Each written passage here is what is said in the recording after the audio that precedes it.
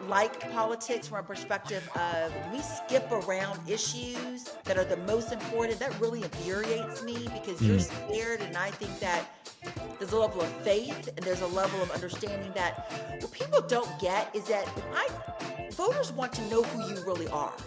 They want to know what you really stand for. And we're so scared about making one place, one person wrong or one person right. But this is, bottom line, it's a humanitarian issue. When I called for ceasefire in Houston, I just came from, it's humanitarian. It is anti-terrorism and humanitarian. That's it. It's not any more complicated than that. And I don't understand why people won't take a stand and just speak your mind. I don't know. I'm just not that kind of politician. I know I'm not running for president either, and I know that it's difficult. But I mean, I just think that we need to do a better job. And when we don't do a better job on the front end, it is really, really hard for people to trust us. And then because you didn't take a stand on the front end, you don't really have to do anything on the back end. And that is what Muslim communities are concerned about.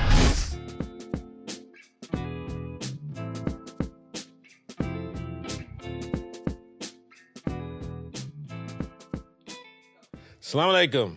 It's your brother, A.Haqq Islam. On this week's edition of The Oasis, we're going to talk politics and see what it is and who it is that we're going to vote for and why. I have two very, very special guests. Wajahat Ali is a columnist for the Daily Beast, public speaker, and recovering attorney. We're going to talk about that. He frequently shares witty and insightful political commentary on TV and podcasts. My second guest, Letitia Plummer, is a Houston City Council member, dentist, and small business owner, raised in a multicultural household.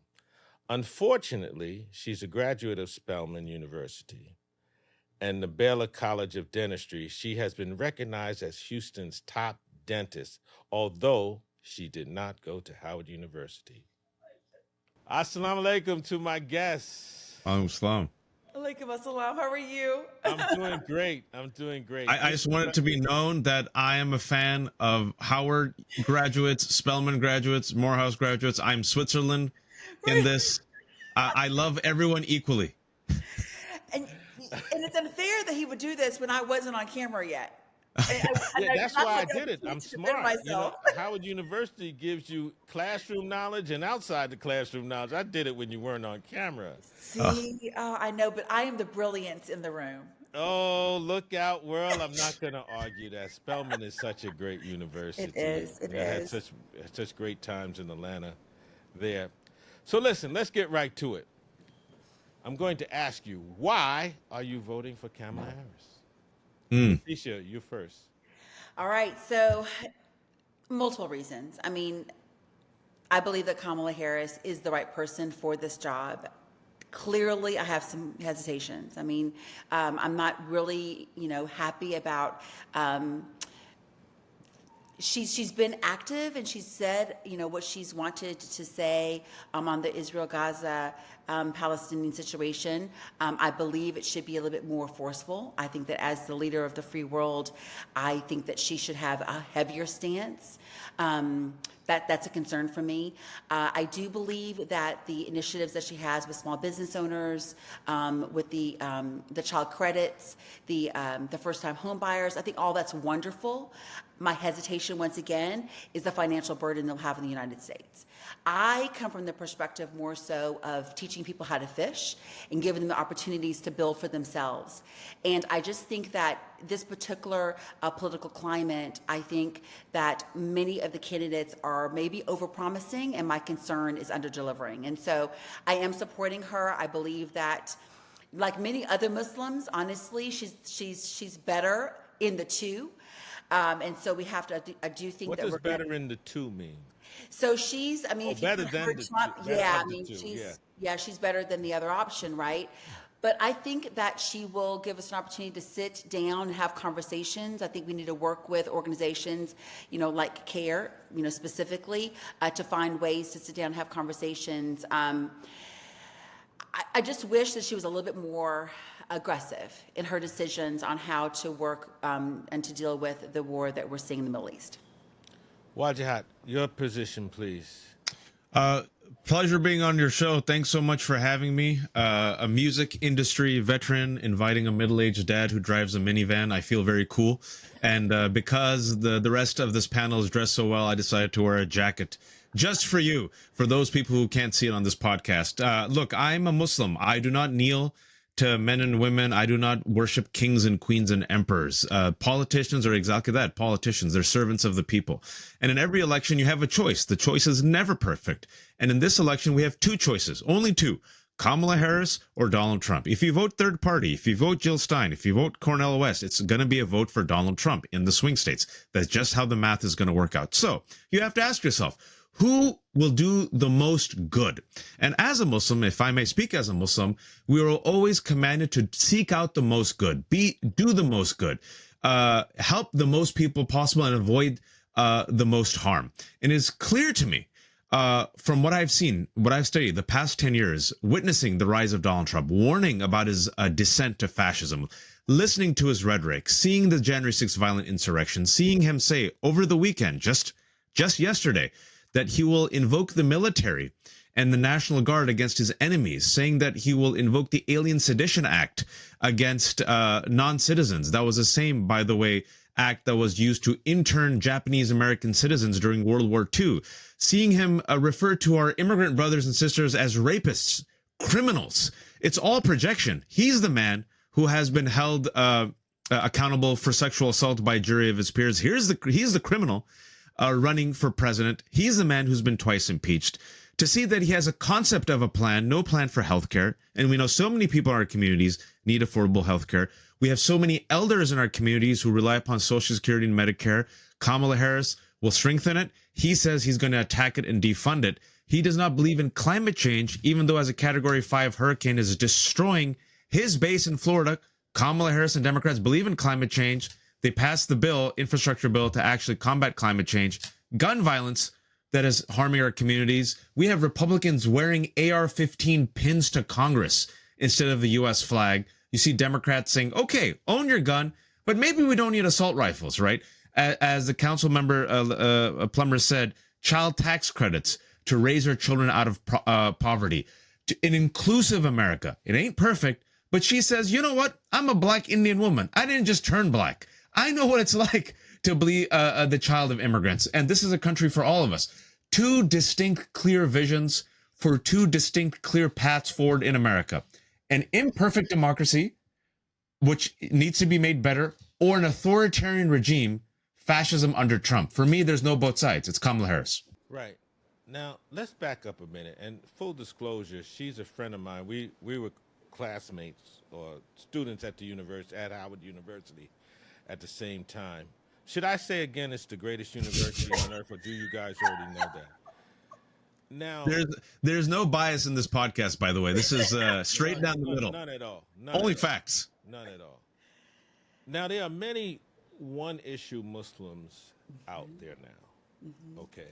Mm-hmm. And I want you guys to each address the one-issue Muslims. Listen, we know that there is there's a crisis in Gaza, right?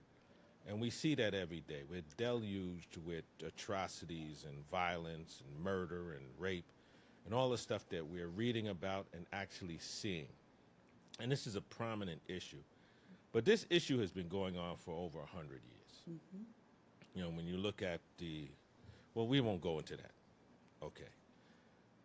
Councilman Letitia Plummer, start. I want you to talk directly to the one-issue Muslims.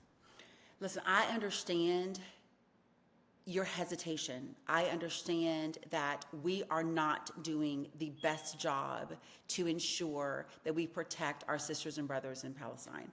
We are not doing a great job in limiting the expansion of the war.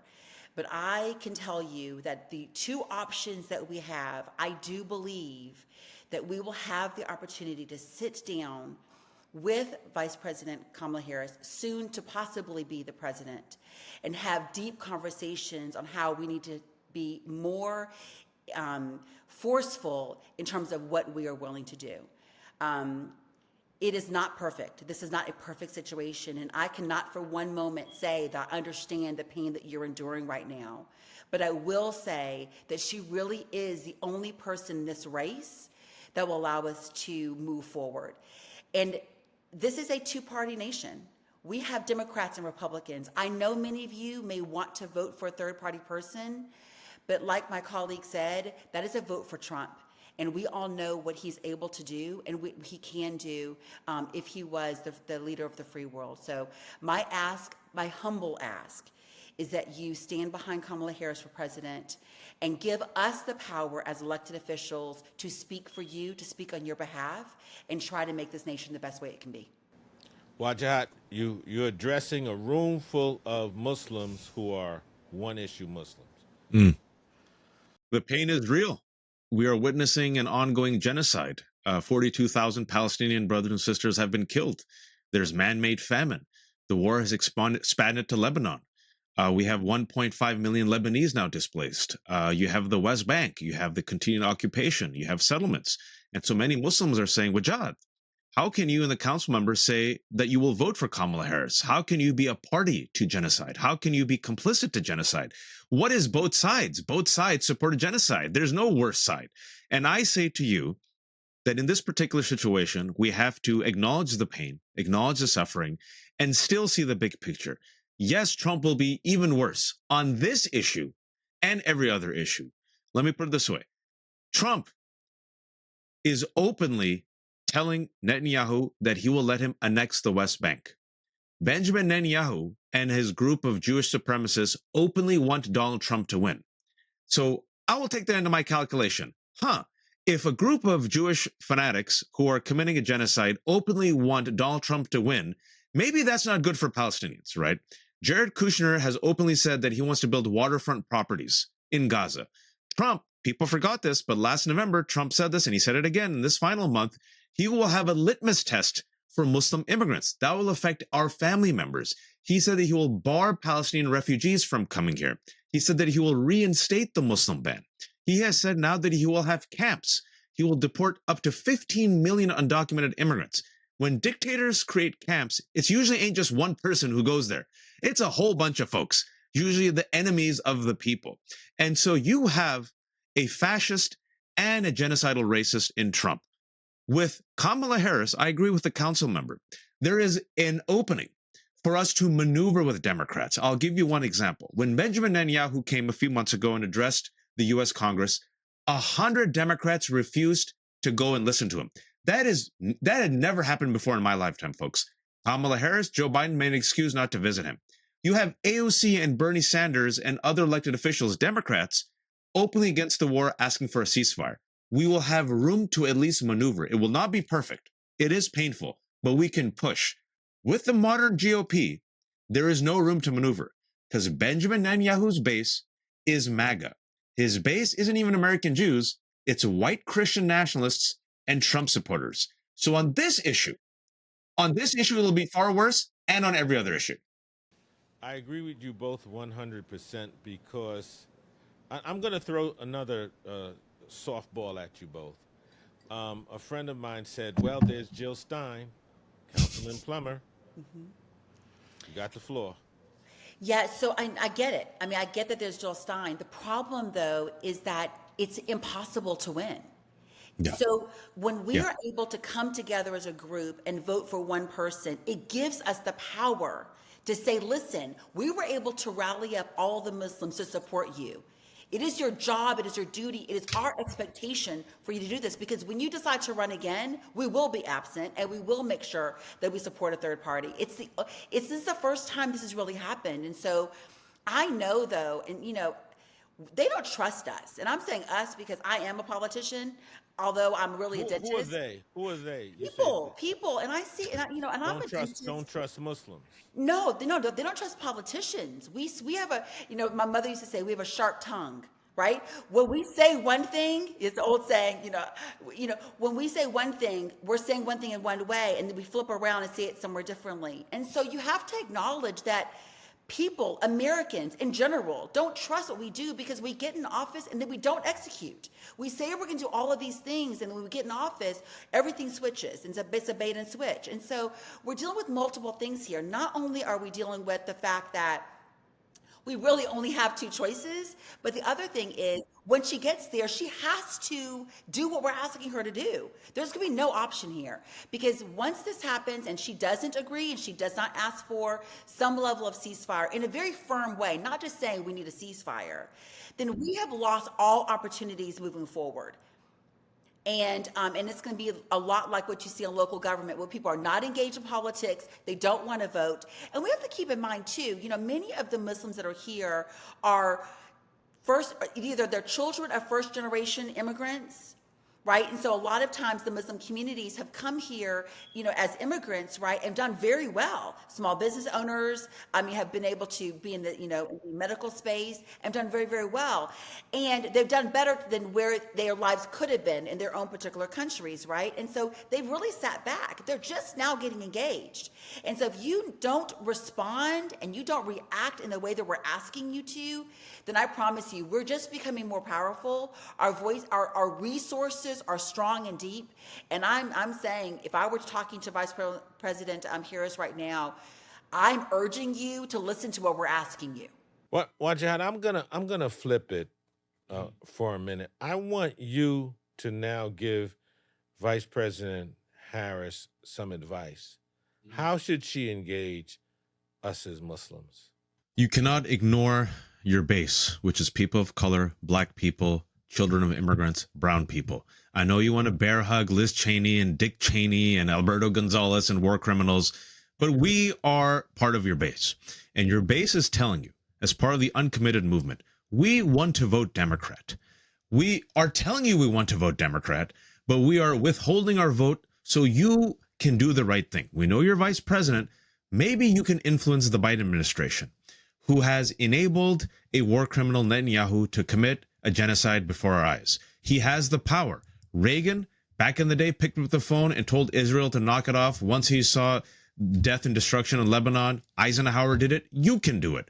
We are telling you, in the swing states, it's not just Muslims and Arabs. There's also young people and progressives who will give you enough margins that if you literally just use your power and flex against Netanyahu and say, hey, I'm going to threaten to stop the arms unless you stop the war, overnight, he will be forced to, because Israel is not suicidal. They need U.S.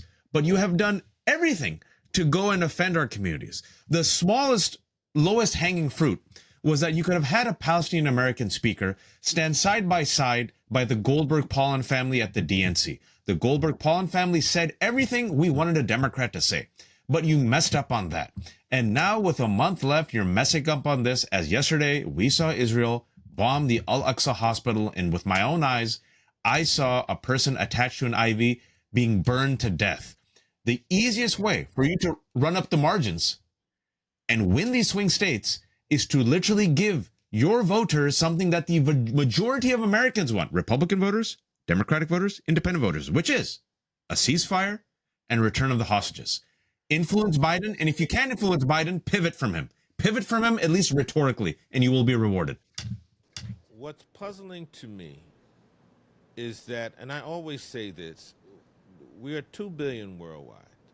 There are 2 billion Muslims. By 2036, there'll be 3 billion. Fastest growing religion on earth, average age of 23. Okay. It appears to me we have a voice, but we're not being heard. Because we have a significant amount of political and economic power, and we're just being ignored, particularly in swing states like Michigan. Why do you think no one's listening to us? I think we're new. I think we're newcomers to politics. Honestly, and like I mentioned before, we're not engaged because we came here, the goal of coming here was to give our children an opportunity, right? To give them a really good education. And so many of them are really doing well. And so I think what ends up happening is you kind of go to the four corners of the suburbs.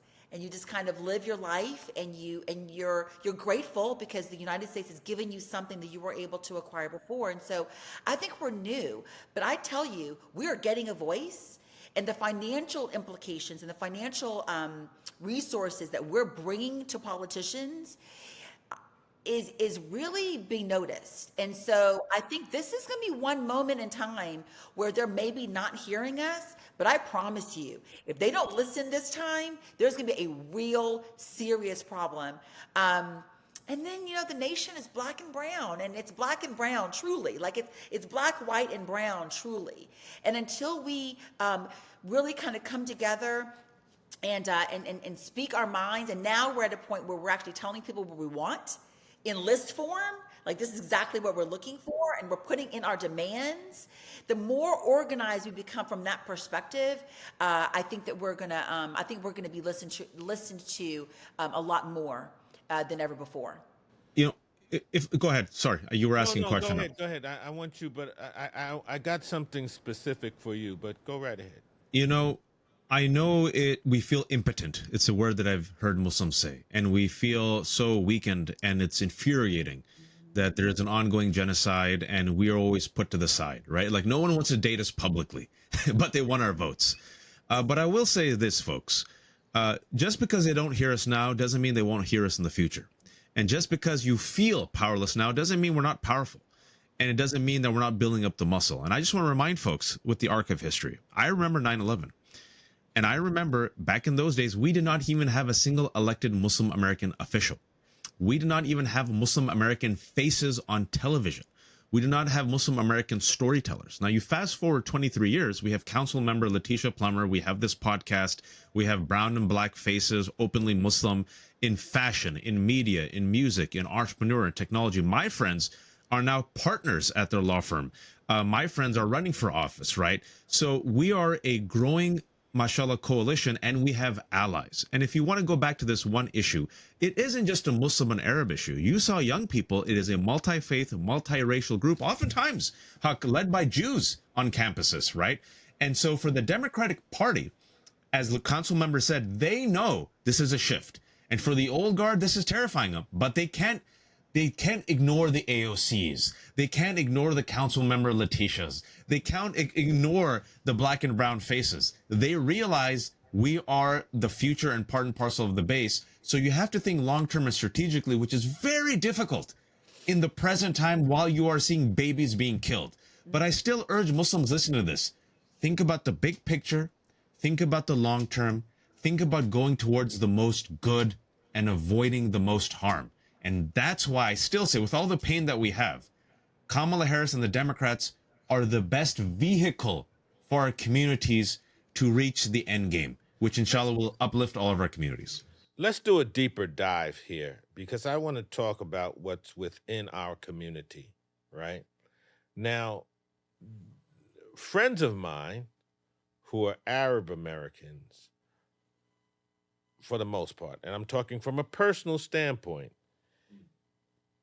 one issue, Palestine, that's it. Okay. Now, the Muslim community is very diverse. We have Asian Americans who are Muslims. We have African Americans who are Muslims. We have Africans who were born in Africa who are Muslims. We have Trinidadian, Jamaican, Guyanese Muslims from the Western Hemisphere, Caribbean, and South America. These Muslims are for Kamala Harris, right? Reluctantly, but they're multi-issue and they're looking at it from a different point of view. Like for me, as an African-American Muslim, not only do I know her, but do you expect me to vote for Jill Stein over a black woman? I wouldn't do it. So what do you guys feel about the divergent opinions within our community? We'll start with you, Wajahat. I'm glad you brought it up because if you're talking about this poll that came out, the Arab American Institute poll that said that among Arab voters, the number one issue is Gaza. And also, it's a near tie between their support for Trump and Harris. In fact, according to that poll, Harris was underneath Trump by 2 points, 44 to 42. Now, if you see the Which I 25, don't understand because, as you said earlier, Trump is going to give Netanyahu full reign. Right. well, And listen, Jared Kushner is waiting to build properties in Gaza.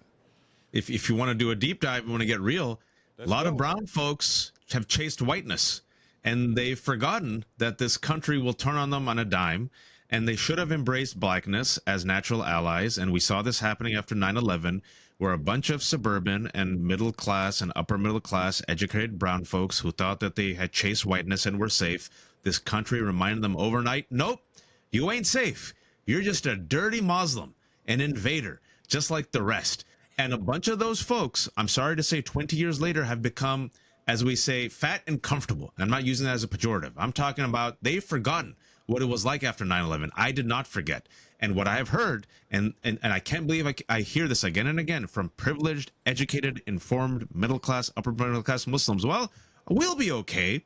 The first time around, Trump wasn't that bad. And I said over 500,000 people died during the pandemic, black and brown people, poor people, because this mother effer, pardon my language, lied to the country. So what I say to them, and what I see here is you're absolutely correct about this, not necessarily divide, but difference of perspectives, where 25 imams, I'm sure you saw this, came out for Kamala Harris overwhelmingly. If you read the names, I know many of the names, black Muslims, black Muslim Americans from the swing states.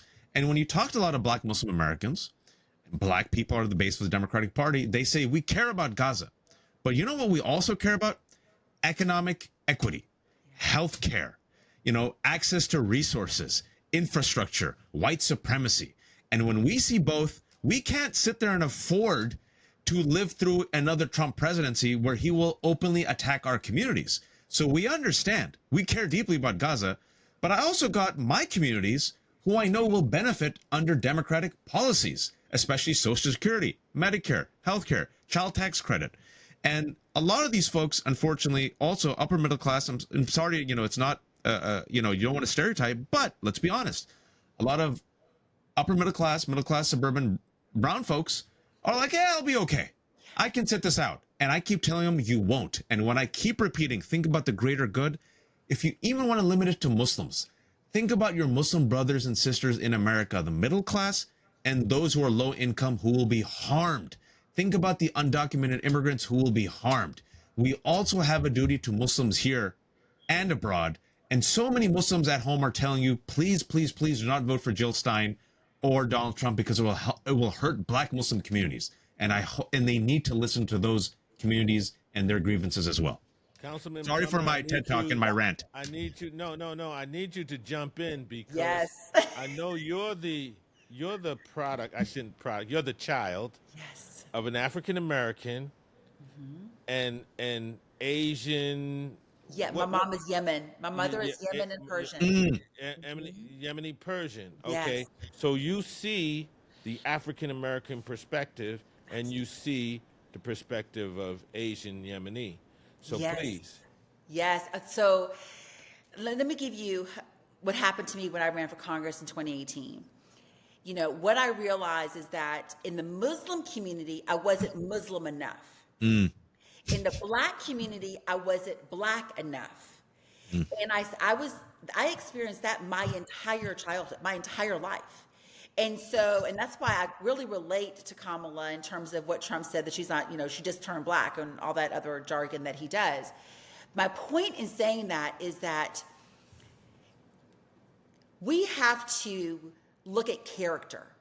We have to look at issues, and we don't typically do that. We identify with people, and if we don't identify with them enough, then we can't get behind them and support them. So many of my Muslim brothers and sisters were hesitant. As a matter of fact, my opponent was Hindu. And they supported him over me because he looked like them.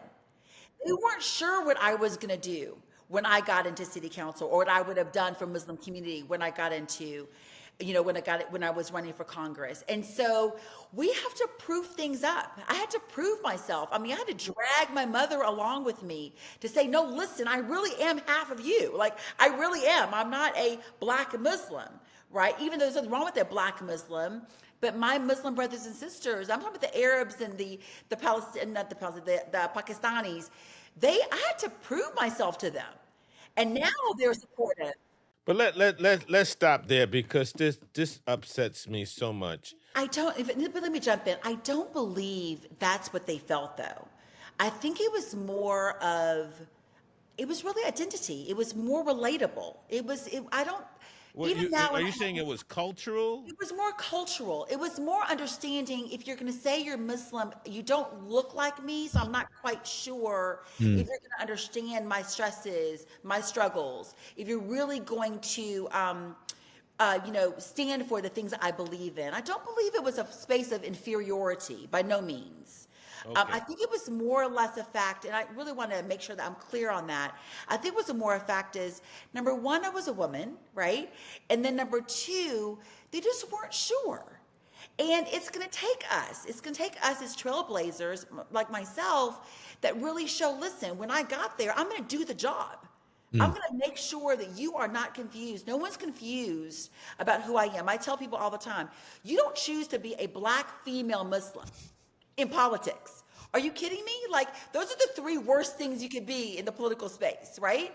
Because you're being judged, and there's prejudices of all three of those identities, right? And so they just had to see what I was going to do. And I've done the work, and many of my other Muslim brothers and sisters of black descent are doing the same. And so I think that they're now getting that it's not about what I look like, it's about my character as a Muslim. We have to get beyond these cultural nuances. Absolutely. Yes. We're going to empower We or are. achieve power. Wajahat, I can hear you thinking. You might as well jump in, bro. Yeah, it's also because of these the lack of cultural awareness and understanding. So I'm sure many of them said, her name is Letitia. How can Letitia be Muslim? Plummer's not an Arabic name. She's black and Arab. Are you black or Arab? It's a type of cultural ignorance that occurs when we isolate ourselves in our own social cocoons. But it does such great disservice to us. And specifically when it comes to the election, I, for one, am so grateful that, in particular, these black Muslim imams, I mean, I'm only describing them as such for the sake of this conversation. They're imams who happen to be black and Muslim, are taking the arrows. They're putting their names out there. They're saying, listen, I will not allow certain people in our community, some loud folks, to bully, shame, harass, takfir other Muslims simply because they're voting for Kamala Harris over this, and you want us to hijack us over one issue that we all care about. You have to think of the big picture. And they have specifically, and I can tell you this, black Muslims and black Americans have a type of equity in American culture that a lot of Arabs and Desis don't have, and they're using it right now to convince fellow Muslim Americans, you got to do the right thing.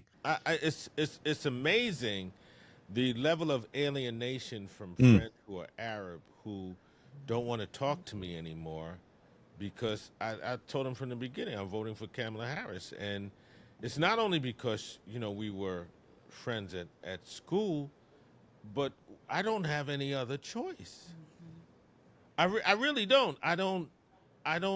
Maybe you guys can help me to come to some different conclusion, because there are issues that affect my community. There are issues that affect me as a black man. Dr. Yusuf Salam is a very good friend of mine. So, I know what he went through as one of the exonerated five. I have to support, but outside of all of that, I have to support a black woman. A black woman who has gone from Howard University. I knew that was coming. Yeah, you know what's coming, right?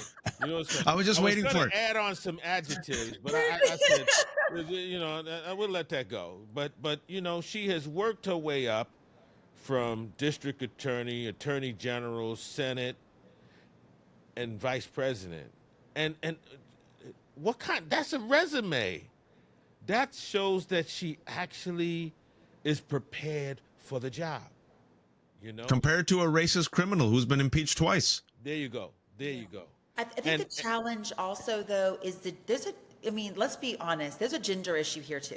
I mean, I just Absolutely. want to put it out there, right? I mean, there's a gender issue too. I mean, many people ask me, you're a woman, how can you do the job? Like, how can you take care of your family and do X, Y, and Z? How can you? So I think that's another piece in our culture that we have to deal with head on. You know, women are able and capable. She has the resume. She's got the background. She's incredibly intelligent, although she went to Howard. oh, Zing, zing. I have to get it in there somewhere. See the Spellman crowd, they play the long game. Right. They take the dagger and they play the long game. Howard comes at you like Mike Tyson, bam, bam, bam. I mean, I'm going to give her that. I'm going to give her that. She would have been a lot better if she would have spelled one though. But I think that that's something that I would ask, you know, like we say, my uncles, right, to consider that she has the capability and the fortitude to be able to be the leader of the free world. She does. And she's not doing it by herself.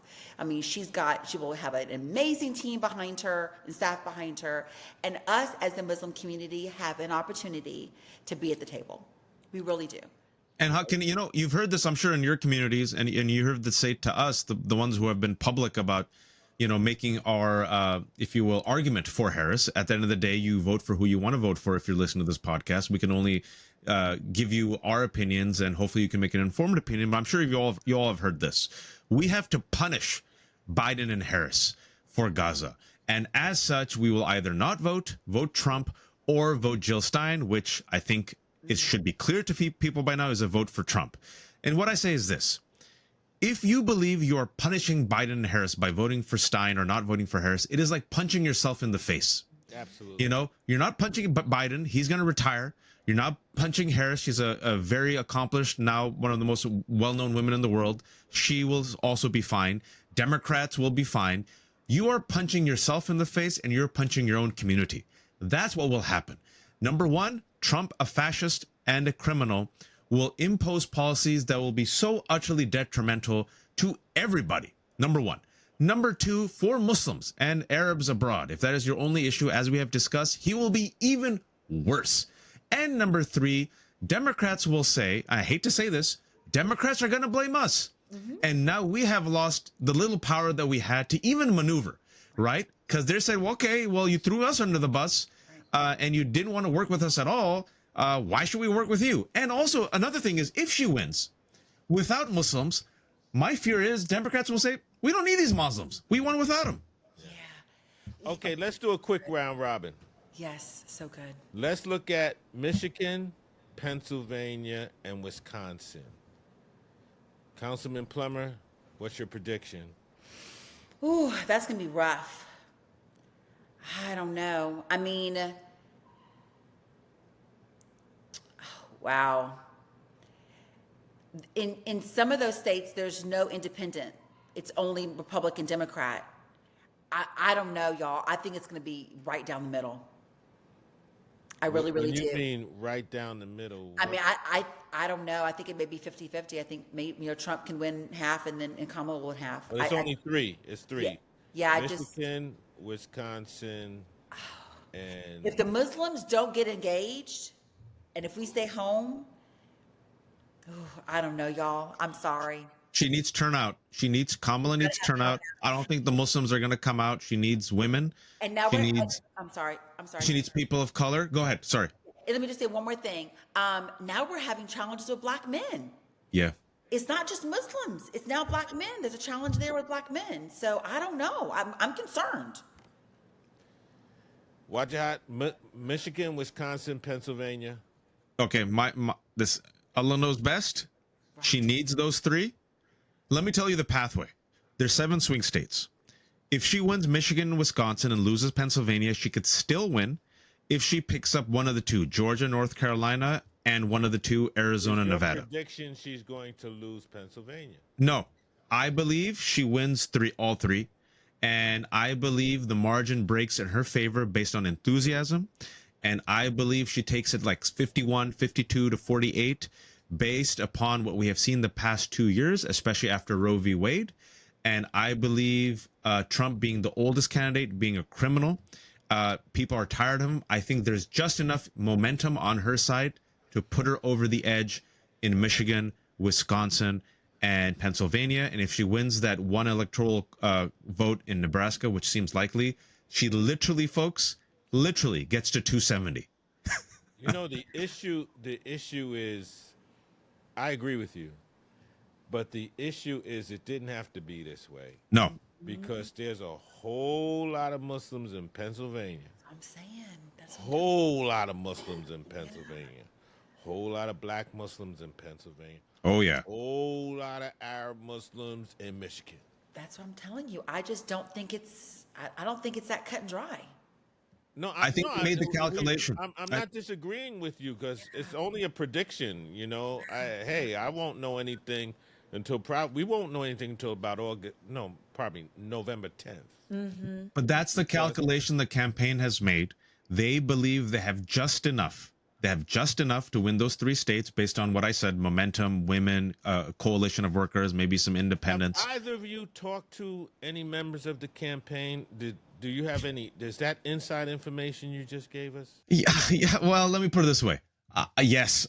In 2 things: inside information. That's the calculation. The other inside information is this: Kamala knows what's up. Democrats know what's up. Everyone is terrified to touch this issue, even Republicans, before the election.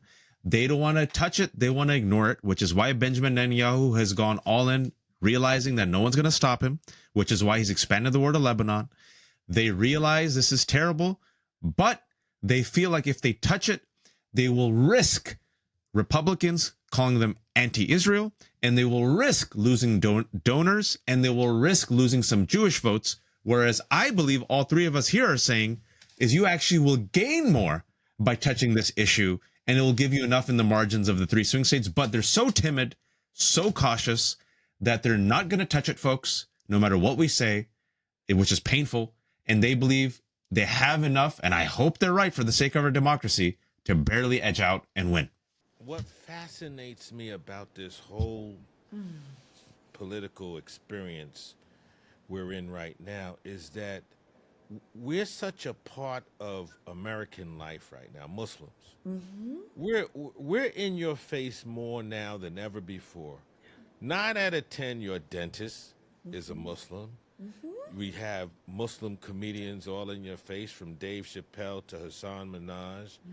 We have Muslim basketball players, Kyrie Irving, Hakeem Olajuwon, just so many Muslim football players. MVP Jaylen Brown. There you go. There's so many Muslims in your face now.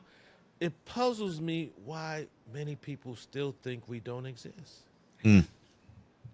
Can I get a comment on that? Because I thought that, coming from a Howard University graduate, that was very profound. Don't you agree with me, Councilman Plummer? Absolutely. I think, and I'm just going to speak of my personal experiences in my household growing up. No, you missed that dig. No, I heard you. I just skirted over it. I kind of moved over it. Sometimes if you don't acknowledge things, it didn't really happen. So I did not acknowledging it.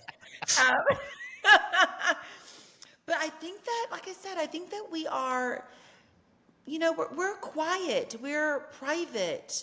We are, we culturally, right? We handle our family household and we manage it quietly. And I think that us being loud and boisterous and really asking for what we want from a country that in a lot of ways have given us so much, I think there's a learning. We're going through a learning curve right now, but we are awoke. We're awoke. That was really a great analysis. Yeah, we are woke now, and I think that I'm concerned.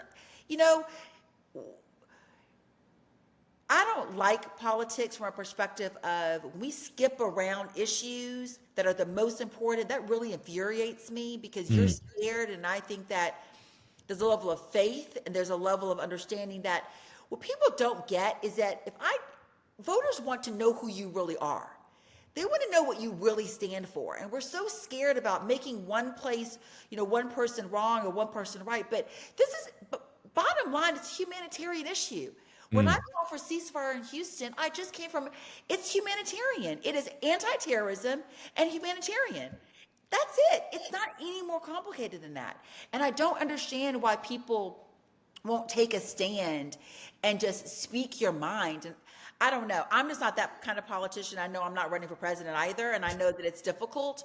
But I mean, you know, I just think that we need to do a better job. And when we don't do a better job on the front end, it is really, really hard for people to trust us. And then because you didn't take a stand on the front end, you don't really have to do anything on the back end. And that is what Muslim communities are concerned about.